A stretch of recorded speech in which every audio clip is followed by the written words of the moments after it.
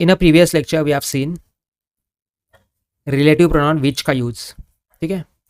Relative pronoun which का use हमने देखा था प्रीवियस लेक्चर में, जो कि एक एनिमल के लिए हम रेफर करते हैं, जो कि एक नॉन लिविंग थिंग्स के लिए हम रेफर करते हैं। अच्छा, इसका subjective and objective both cases are same, which is which, ठीक है। तो तीसरा जो यूज है इसका to refer the antecedent clause, that we need to see in this lecture. तो चलिए देखते हैं, हमारे पास सेंटेंस है, उसको हम ब्रेक करते हैं पार्ट्स ऑफ स्पीच में, ठीक है। अक्षय इज द सब्जेक्ट, ठीक है। Blame, blames, main verb. Akshay blames who, he blames other, this is the object। for एक प्रेपोजिशन है, फेलियर्स उसका प्रेपोजिशनल ऑब्जेक्ट, एंड हिज उसके ऊपर पोजीशन बनाने वाला possessive adjective, correct। so this is our clause number 1, main clause, ठीक है। Now देखिए सबऑर्डिनेट क्लॉज और द रिलेटिव क्लॉज। इज यहाँ पे हमारा हेल्पिंग वर्ब है, क्योंकि उसके बाद हमें एक ऐसा वर्ड दिख रहा है जो एक्शन और एक्टिविटी को रिप्रेजेंट कर रहा है, ठीक। सो लाइक क्या हो गया, मेन वर्ब, बाय एक प्रेपोजिशन, और एनीवन उसका prepositional object, correct. This is the object of the preposition, ठीक है। तो यहाँ पे देखिए सेंटेंस क्या बोल रहा है हमारा, Akshay blames others for his failures which oblique that is not like bye anyone. Akshay अपने फेलियर्स के, अक्षय अपने गलतियों के लिए, अक्षय अपने जो फेलियर्स है उसको ब्लेम करता है खुद की गलती छुपाने के लिए।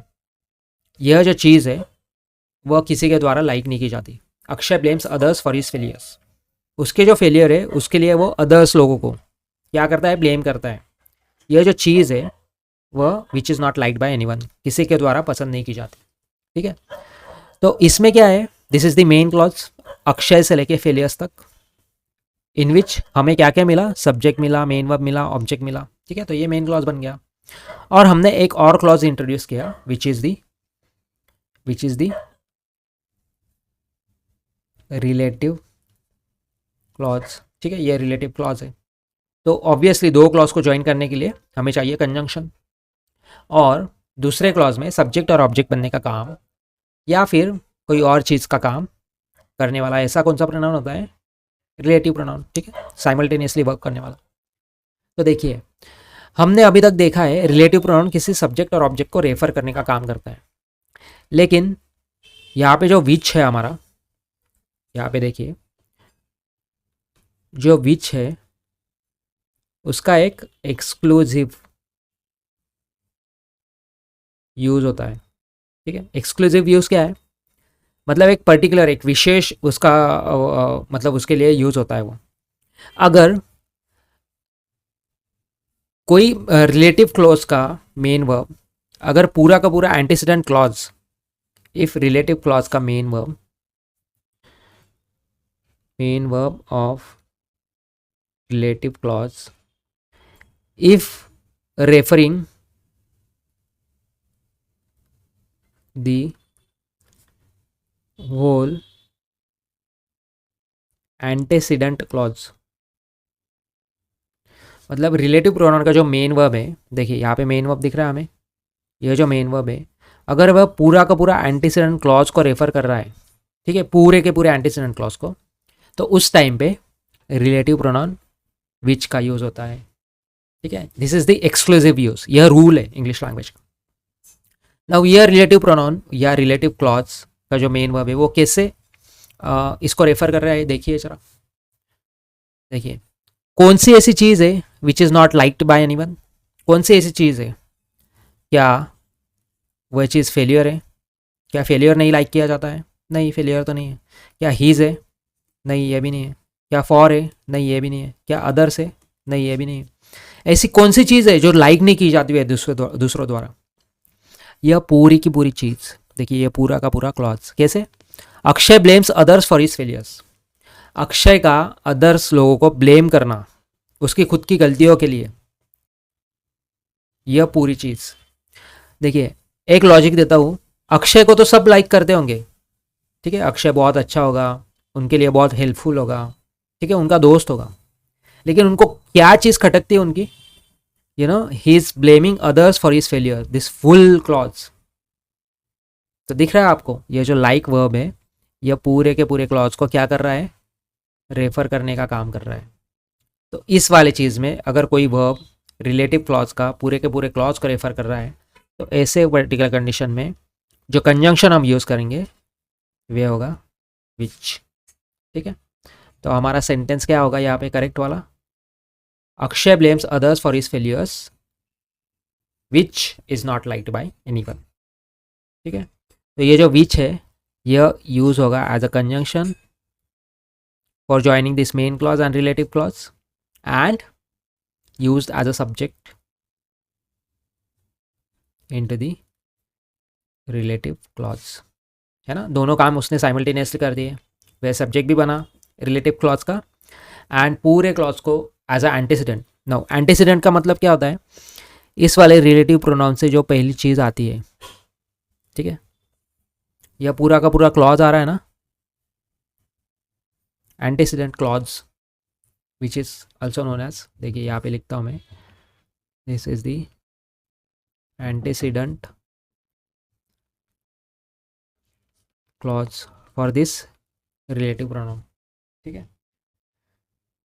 आई hope you understood this thing. Akshay blames others for his failures which is not liked by anyone.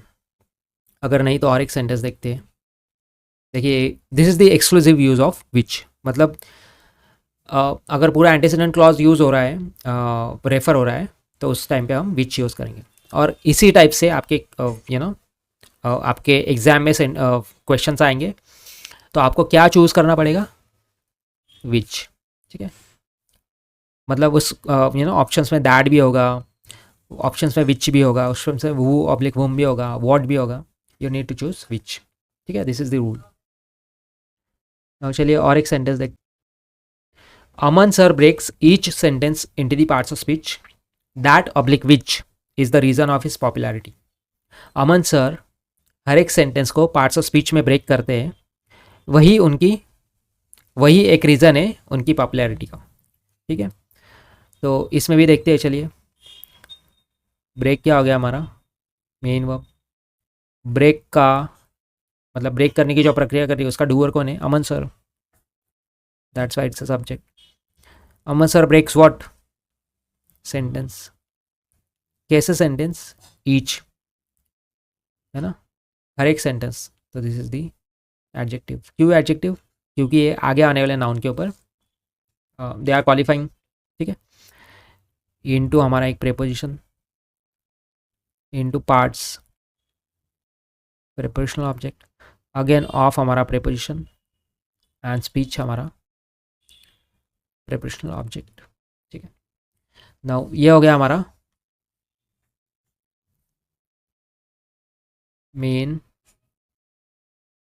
Clause. ठीक है, तो उसमें हमें क्या क्या मिला, सब्जेक्ट मिला प्लस मेन वर्ब मिला प्लस ऑब्जेक्ट मिला।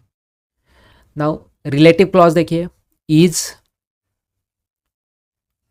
मेन वर्ब, मतलब वही क्या है, link in verb. Reason subject का कॉम्प्लीमेंट, एक नाउन है। ऑफ प्रेपोजिशन, पॉपुलैरिटी उस प्रेपोजिशन का ऑब्जेक्ट, एंड हीज इस पॉपुलैरिटी के ऊपर पोजेशन बनाने वाला पजेसिव एडजेक्टिव। ठीक है, नाउ सेकेंड क्लॉज में जो कि एक रिलेटिव क्लॉज है, देखिए रिलेटिव क्लॉज, इसमें हमें क्या मिला, we got main verb, that's it. तो what is the missing thing, missing thing is subject. ठीक है, नाउ क्या चीज़ है, क्या रीज़न है ऑफ हिज पॉपुलैरिटी, मतलब ये जो रिलेटिव प्रोनाउन हम यूज़ कर रहे हैं दैट और विच, यह रेफर कर रहा है किसी पर्टिकुलर थिंग को। ऐसा कौन सा रीज़न है अमन सर की पॉपुलैरिटी का, क्या वह रीज़न स्पीच है, नहीं। क्या वह रीज़न पार्ट्स है, नहीं। क्या वे रीज़न सेंटेंस है? नहीं। क्या रीज़न है कि अमन सर हर एक सेंटेंस को पार्ट्स ऑफ स्पीच में ब्रेक करते हैं? यह रीज़न है, यह लोगों को अच्छा लगता है, इससे लोगों को समझता है, you know their concepts are getting clear, उनके कॉन्सेप्ट्स क्लियर होते हैं। सो यह पूरा का पूरा चीज़ Aman sir breaks each sentence into the parts of speech, this is the reason. यह रिलेटिव प्रोनाउन किसको रेफर कर रहा है? अपने पीछे आने वाले एंटीसीडेंट क्लॉज को, एंटीसीडेंट क्लॉज को यह रिलेटिव प्रोनाउन क्या कर रहा है? रेफर कर रहा है। That's why whenever relative pronoun is referring the whole antecedent clause, relative pronoun जब पूरे एंटीसीडेंट क्लॉज को रेफर करता है तो उस टाइम पे एक्सक्लूसिवली कौन सा रिलेटिव प्रोनाउन यूज होता है? उस टाइम पे रिलेटिव प्रोनाउन यूज होगा which and not that. So this is the exclusive use of which. Now ये which क्या करेगा? इन मेन क्लॉज को एंड रिलेटिव क्लॉज को ज्वाइन करने के लिए एज अ कंजंक्शन, एंड पहले प्रीवियस एंटीसीडेंट क्लॉज को रेफर करने के लिए उसका यूज। तो आई होप आपको यह चीज़ समझी होगी। क्या सीखा हमने इस वाले लेक्चर में? अगर रिलेटिव प्रोनाउन किसी एंटीसीडेंट क्लॉज को रेफर करता है तो उस टाइम पे कौन से रिलेटिव प्रोनाउन का हम चयन करते हैं? We are using which. ठीक है, जैसे Akshay blames others for his failures, यह पूरी की पूरी चीज़ लोगों द्वारा लाइक नहीं की जाती है, तो यह पूरा क्लॉज हो गया, that's why we have used which. और इसमें Aman sir breaks each sentence into the parts of speech, Aman sir हर एक सेंटेंस को पार्ट्स ऑफ स्पीच में ब्रेक करते हैं। यह भी पूरा चीज़ उनके रीज़न, उनका एक रीज़न है पॉपुलैरिटी का। ठीक है, तो आई होप आपको यह चीज़ समझे होगी। इफ़ अगर आपको यह चीज़ नहीं समझी है तो प्लीज़ थोड़ा इसको बार बार देखिए, यू नो रिपीट मोड पे, आपको ज़रूर यह चीज़ समझेगी। This is the golden content. ठीक है, तो आपको अगर यह चीज़ अच्छी लगी होगी तो प्लीज़ इसको लाइक कीजिए, you know share with your friends, आपके फ्रेंड्स के साथ इसको शेयर कीजिए, एंड प्लीज़ चैनल को सब्सक्राइब ज़रूर कीजिए for our motivation, you know. और आपको एक होमवर्क में देता हूँ, आपको विच का यूज़ करके, विच रिलेटिव प्रोनाउन का यूज़ करके on the basis of this concept, antecedent clause के कॉन्सेप्ट के ऊपर एक सेंटेंस फ्रेम करना है एंड कमेंट करना है कमेंट सेक्शन में। ठीक है, till then keep learning and have a nice day. We'll see you in next one. Thank you.